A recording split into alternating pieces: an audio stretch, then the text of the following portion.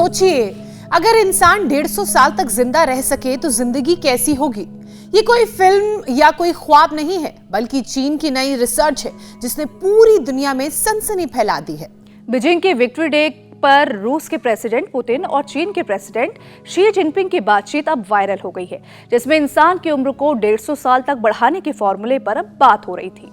और इस बातचीत में उत्तर कोरिया के किम जोंग उन भी मौजूद थे, जो सुनकर बस मुस्कुराते रहे। लेकिन बड़ा सवाल यही है कि क्या वाकई में इंसान को 150 साल तक जिंदा रखा जा सकता है। दरअसल बायोटेक्नोलॉजी और मेडिकल साइंस में ऐसे एक्सपेरिमेंट्स हो रहे हैं जिनमें इंसानी अंगों को बदलकर शरीर को फिर से जवान बनाने की कोशिश की जा रही है।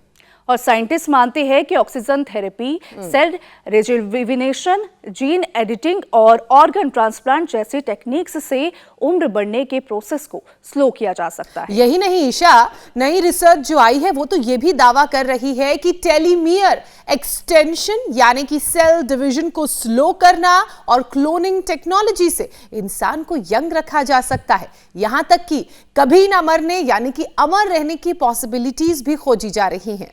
और वायरल वीडियो में पुतिन ने कहा कि जितना लंबा जीवन उतना युवा चेहरा, और शी जिनपिंग ने जवाब दिया, इस सदी में इंसान 150 साल तक जिंदा रह सकता है।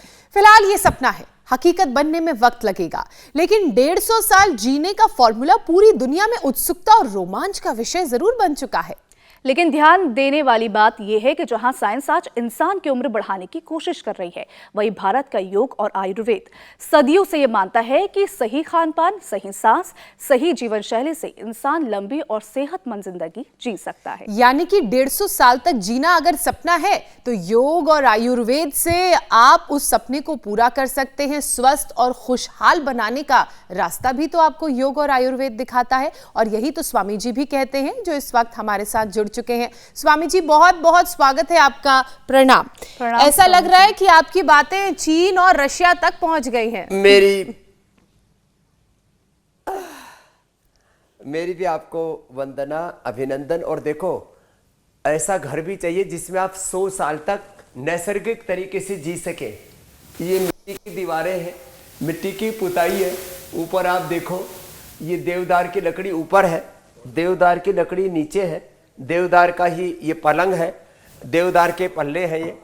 और देखो, ये हमने असम, पूरा भारत जोड़ दिया इसमें जी। और ये जो आप ऐसे घरों में रहेंगे प्रकृति के बीच, एक तो व्यावसायिक तरीका है, एक कृत्रिम तरीका है, आर्टिफिशियल दवाइयाँ हैं, अंग प्रत्यारोपण है, कुछ जेनेटिक चेंजेज है, डिजाइंड बेबी आदि की बातें कई बार हमने की है। लेकिन ये ऐसे घर में जब योग होगा ऐसे, तो ये एक तो ये तरीका बताया, और थोड़ा आपको मैंने पहली बार उद्घाटन से पहले ही घर भी दिखा दिया है। क्या बात ये देखो, अब यहाँ से आप बाहर से पूरा देखिए, इधर दाएं बाएं पूरा चारों तरफ ऐसा ही नजारा है।